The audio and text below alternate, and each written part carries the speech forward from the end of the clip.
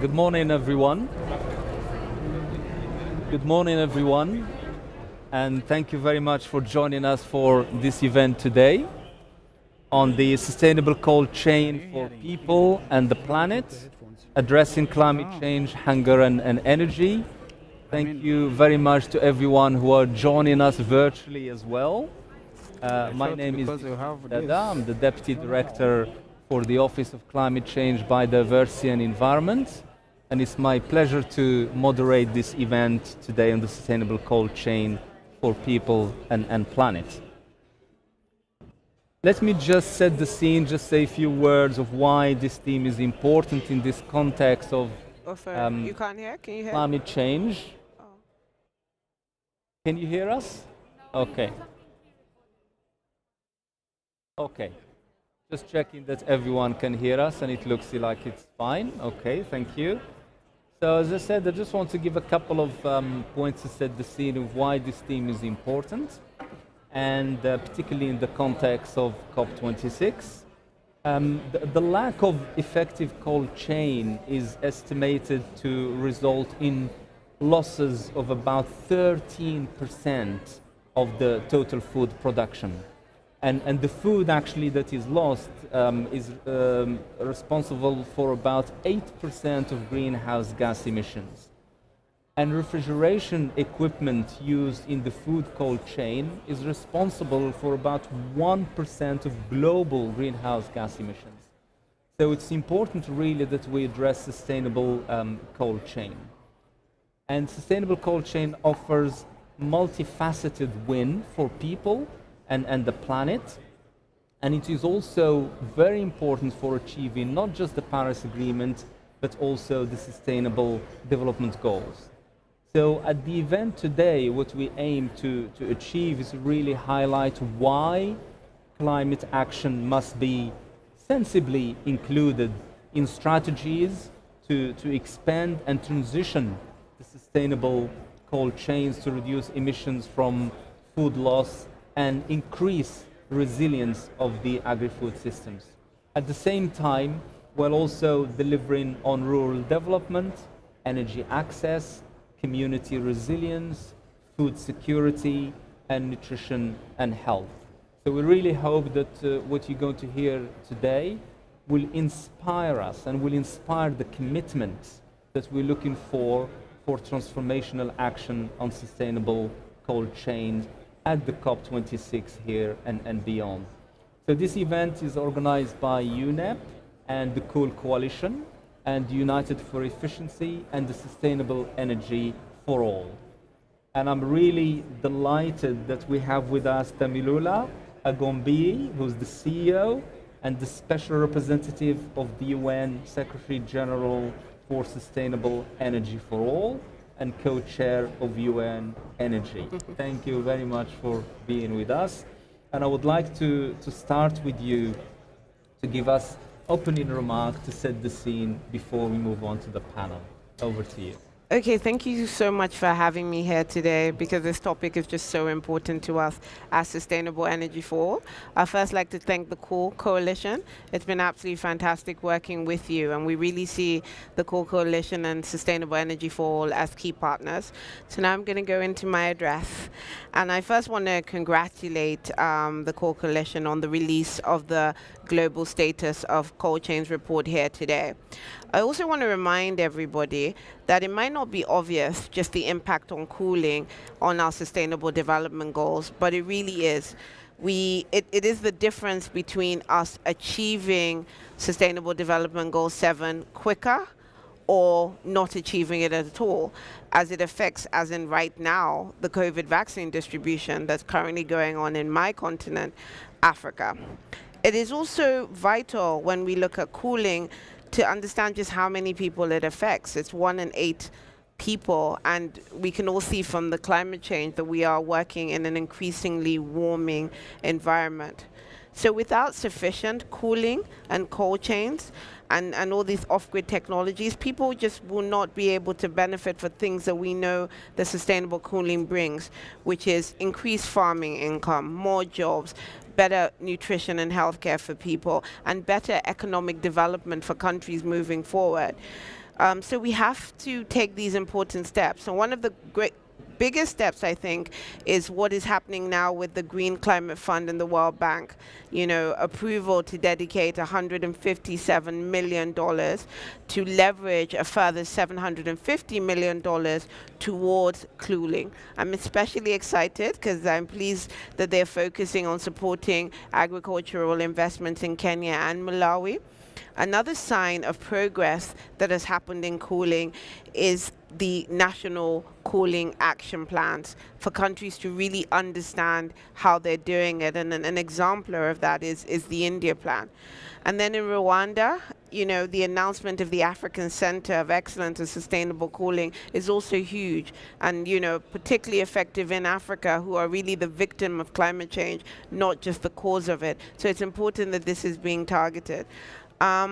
I just want to say from personal experience, the pandemic, just in my country, Nigeria, has been quite tough because there are some vaccines that you know are automatically going to be wasted because you don't have the cold chains to actually support people. So we talk about vaccines not being distributed equitably, but we don't talk about all the waste when it's actually being distributed. And the only way to solve that is sustainable cooling.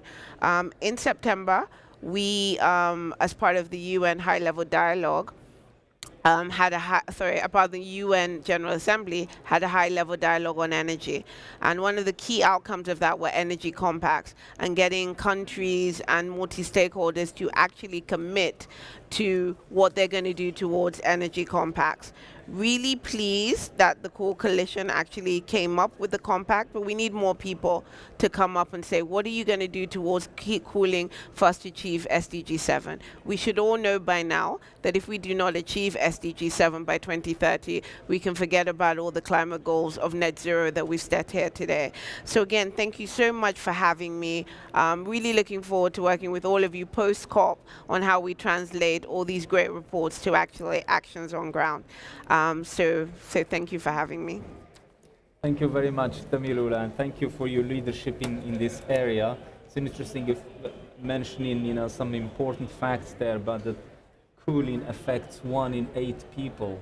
And I'm very pleased to hear what you mentioned about mobilization of resources from GCF and Jeff also in addressing the cooling and the importance of national cooling action plans really to make this happen. And we'll hear about the Rwanda Center of Excellence for Cooling shortly, but thank you very much for setting the scene. We're really looking forward to working with you and making the energy compacts actually happen.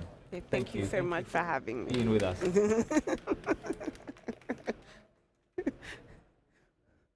Let me invite our 2 panelists now to join me. So perhaps we'll just change the seating so that we're all comfortable. So if you could join me, please. Jürgen Fischer, who's the president of Danfoss Cooling, and Herman Hakuzimana, who's from the Rwanda Environment Management Authority. We're hoping that a colleague from the French government will join us also, at least to help us balance the gender issue. So hopefully she'll join us if she's available shortly. But thank you both for joining us. So you heard the introduction from Damilola in setting, you know, the scene. If I start with you, Jürgen, you know, your company is advocating for net zero climate impact technologies and volunteering as a champion for climate action in the cooling sector through your involvement in the Cool Coalition in particular. So can you just tell us why are cold chains so important to ensure reaching net zero, and which cutting-edge technologies and services are actually critical to this decarbonization process? In 3 minutes, please. So I try to do my best. Right and left. But first of all, you mentioned it in the entrance speech. Food loss is emitting as much as China in indirect CO2 emissions, like a very, very big country. 30% is wasted. And if we don't fix that, right, we need to produce so much food, we need to deforest more, We need a lot of water to grow the food, so I think it's of utmost importance that we save the food from farm or from fish to fork, because most of the food in developing countries is wasted close to the production, close to the harvesting, and in developed countries, by the way, most of the food is wasted in our fridge, right? That's another aspect. Another important one is that when you cool, you need refrigerants. And refrigerants are a little bit in discussion at the moment, especially chemical refrigerants. So we need to do that in a sustainable way. So we need to use as much as possible natural refrigerants in the future, and at the same time reduce the energy consumption to run these machines. Because as a matter of fact, if you use natural refrigerants, you need more energy than using chemical refrigerants, right? There's a little bit of a trade-off we have to do. That means we need to educate people to build sustainable cold chain equipment. We need to educate them to run it, to service it, and that's especially a challenge as we have less and less craftsmen in the developed world. And in Africa, for example, I think we need to invest a lot of time, money, to educate people, as we have heard from the African Center of Excellence. Maybe a last point. And at the end, as a service is very important. So you find that in all the plans, in the EU 55 plan, in the China plan, that refrigeration as a service is recommended by many, many organizations. So some professional people running it instead of having it run by people who need to be educated, who may not run it the best performing way. Thank you. That's a good point. So let me bring in, because you mentioned the Africa Center of Excellence on sustainable cooling and cold chain. Yes. And Herman, if you could, just tell us, why have you decided to champion this center as a permanent Pan-African center rather than a Rwanda-focused project, and which immediate opportunities are available for new collaboration with the center? Thank you very much, moderator, for a very good question. As he mentioned, we all know that lack of effective cold chain is estimated to directly result in more than 400 tons, 400 million tons, or 13% of the total food production loss. And then we also know that from there, also the global food loss and the waste generated annually is around generate around 4.4 gigaton of CO2 equivalent, which contribute to around 80% of the emissions. This is very huge. But apart from this, also we know that at the same times, specifically for Africa, farmers are losing between 30 and 50% of their food produced on their efforts. So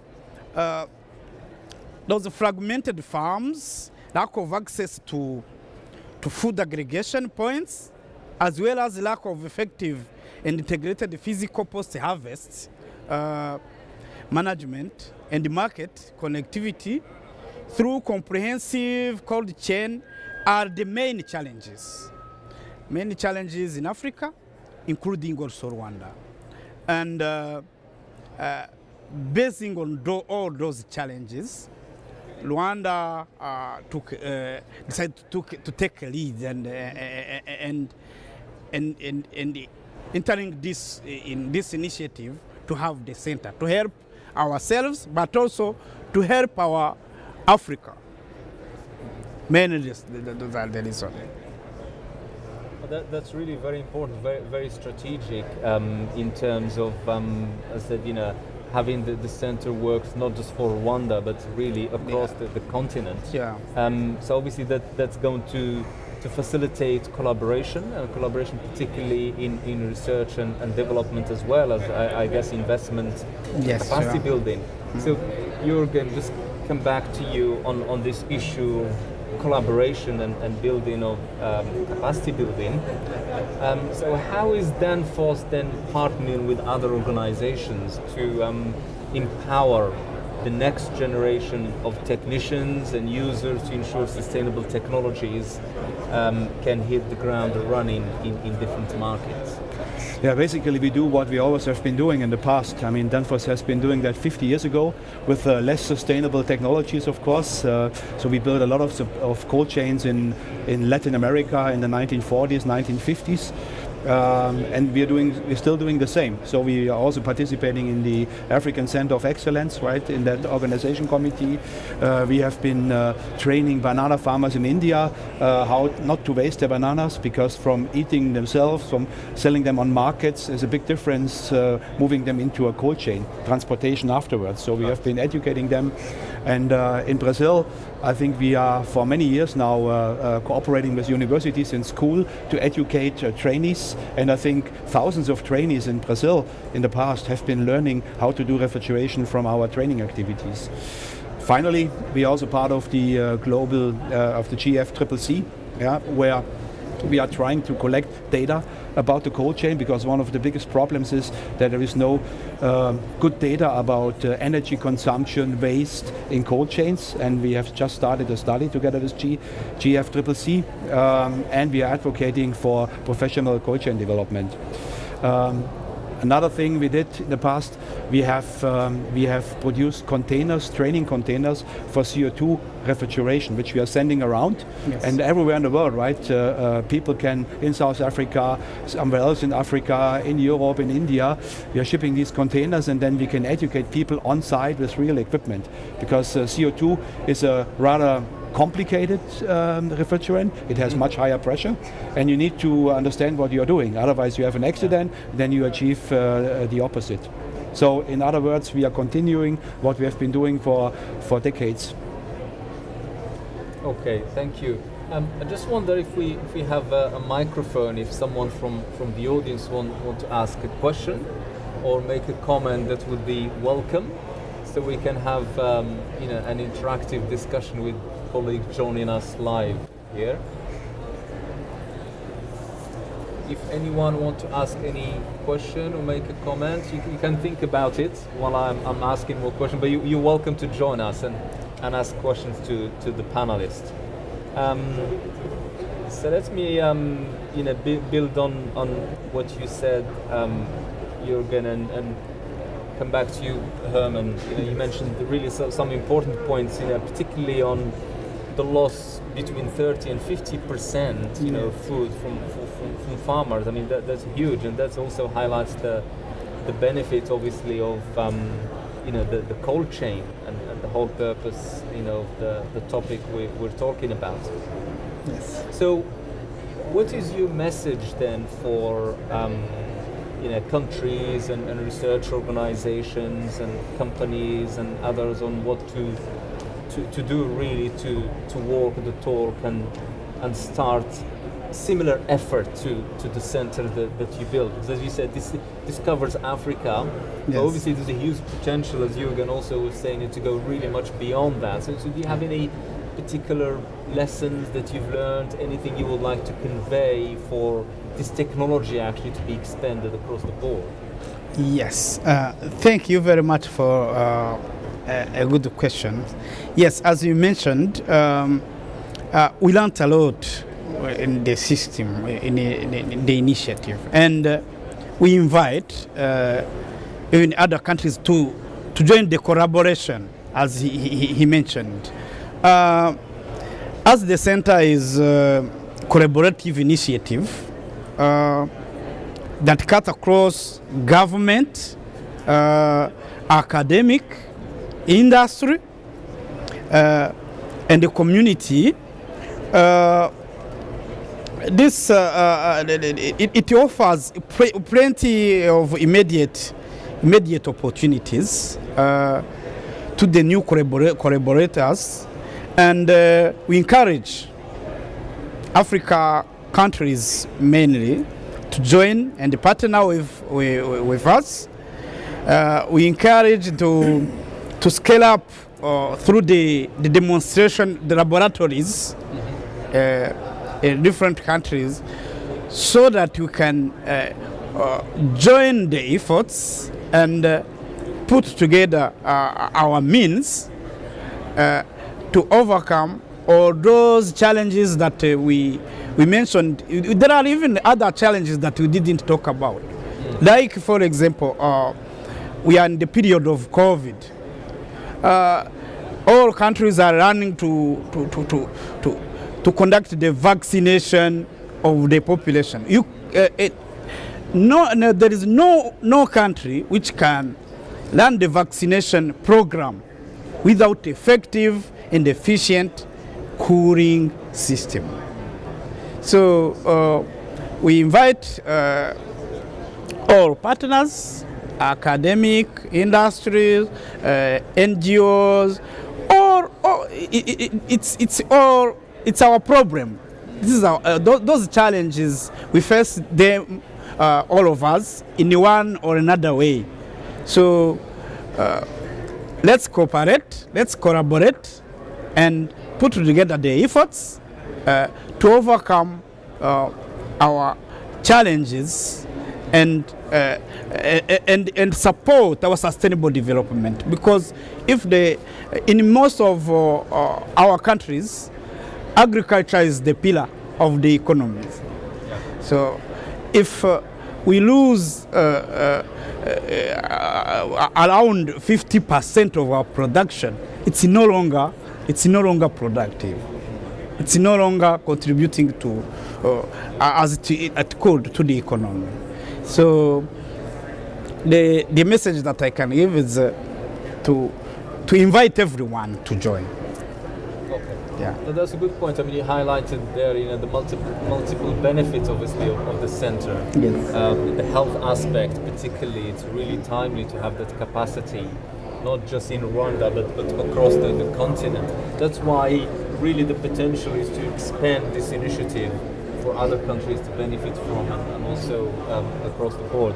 Might come back to you on that point to expand on the multiple benefits, especially, and to focus on agriculture as well. Yes. But let me just come back again to the audience. If anyone has a question. Do we have someone in this? Right. Hiya. I'm Sophie from the Environmental Investigation Agency. Jürgen, you mentioned the refrigerant angle of the cold chain. Obviously, where I work, that's a huge part of what we do to kind of raise awareness of that. There is very little awareness of the refrigerant gases in these cold chains. And as we know, with the vaccine rollout and also to combat food waste, there's going to be a... Sorry. Maybe you come a bit closer. Sorry.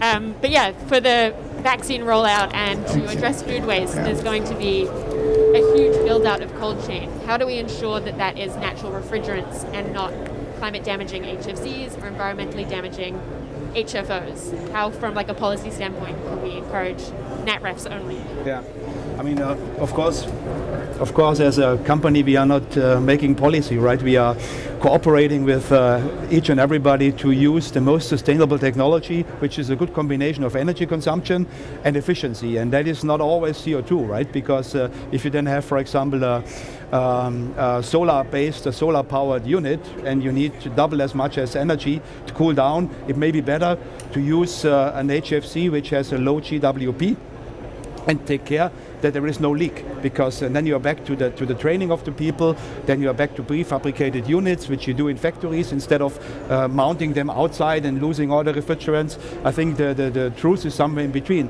I think it would be great to have CO2-based refrigeration everywhere in the world, but I think at the moment we are far away from that, right? And we have so many fake products going on. We have so many people who are assembling stuff somewhere out there and exploding compressors. So we really have to train the people to use technology. And I agree with you, it would be ideal to have CO2-based only at one point in time, or let me say natural refrigerant-based only. Could also be ammonia, which is not less dangerous. But at the moment, I think it's most important that we get rid of the R22 and the older refrigerants which have a couple of thousand GWP, and not kill the ones which have 130 or 150. So I think we have to go down a path following our F-gas directive we are doing in the EU. We are doing our utmost, as I have said. We are sending out containers where we train people in real life containers on CO2 refrigeration, because you need to put it into a container and then you ship that, because the installation is safety relevant, right? You cannot just send components and ask somebody to do a CO2 lab.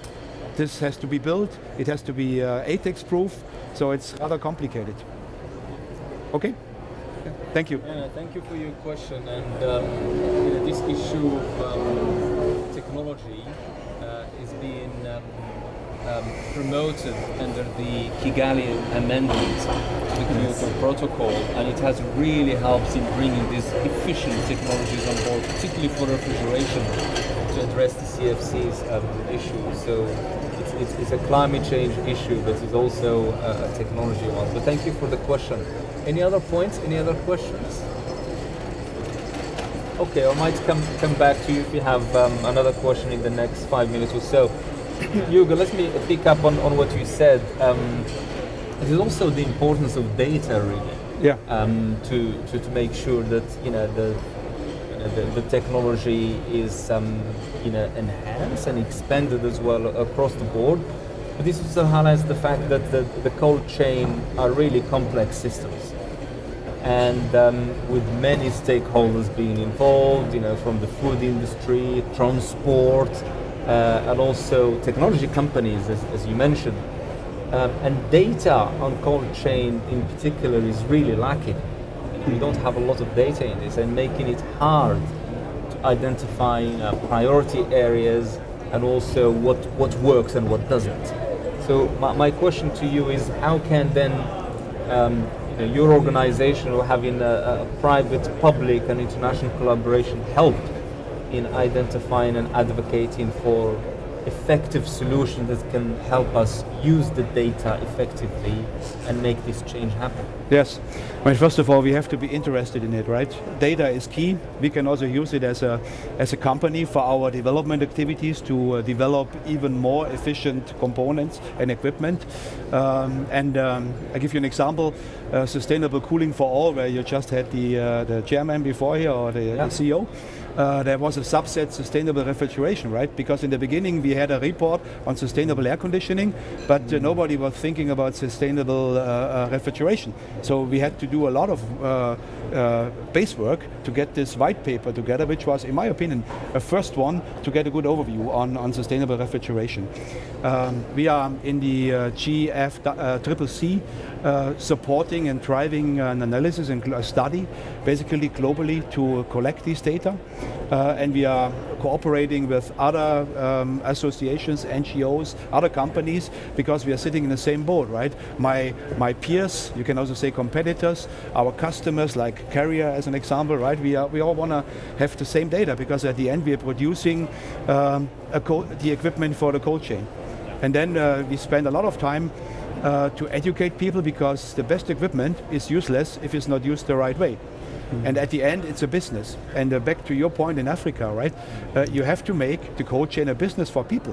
If people can earn their money by taking care of a sustainable cold chain as mechanicians, as manufacturing, I will also say that in the future you will have much more manufacturing in Africa, because there is a lot of sunshine, right? You have solar energy. Yes. In many other countries you are not having so low carbon energy to produce. So I forecast that in the future you will have more there. And last but not least, I think we need to develop new business models. Refrigeration as a service is one of my hottest topics, because when we look at how refrigeration equipment is being run, we see a big loss of efficiency. We also see a big loss of refrigerant when it's not run properly. And the more you professionalize that by having startups, companies doing refrigeration as a service and sell it, for example, to a supermarket company, to a farmer, and say, here is your cold room. It costs you, I don't know, $5 per day, right? Instead of please install a cold room. I believe that is much, much, much better, because then you have professionals running it with all the efficiency gains and safety gains. Thank you for highlighting that, and obviously the United for Efficiency initiative, which was also co-hosting this event, they're very active in efficiency, promoting energy efficiency in refrigeration, in electric motors, and air conditioning and others. So obviously the energy efficiency is very much an important component of sustainable cold chain. Herman, let me just come back what you said earlier about the capacity, building the capacity. You mentioned, the importance of training and Yes. you want, many organizations to join. But as Jürgen said, you need to have the training, the capacity to really be able to use the technology. I wonder if you want to comment on the importance of that and anything that the center is doing in terms of having training programs in this area. Yes, thank you very much. As part of the training and the capacity building, it started already, but alongside it was the study tour training that are organized, and they continue the capacity building across the country to different levels, and also continue the professional development.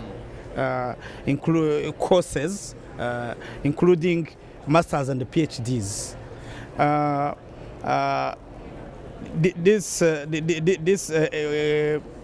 This initiative will build the capacity of many people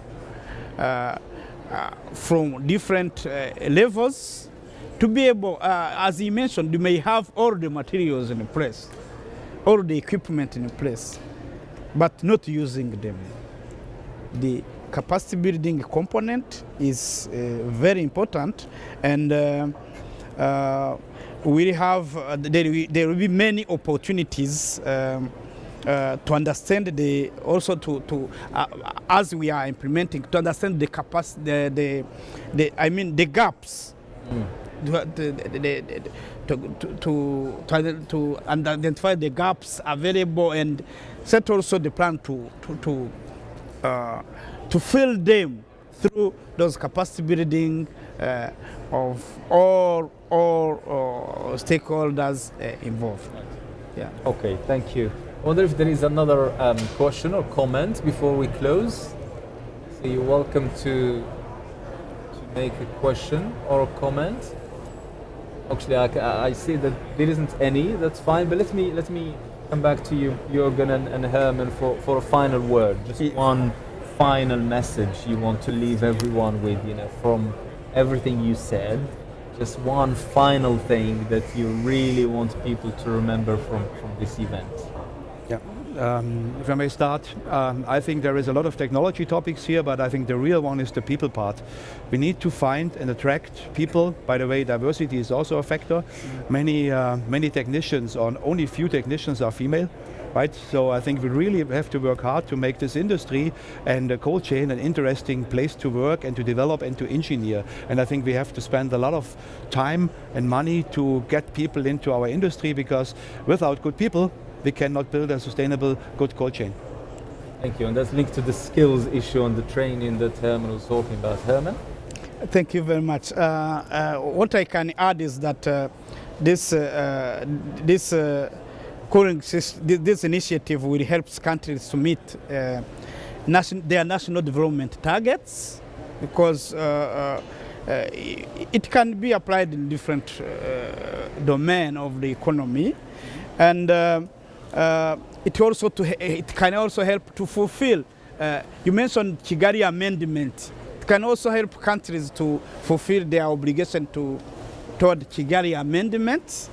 To Montreal Protocol, and also from there I would like to invite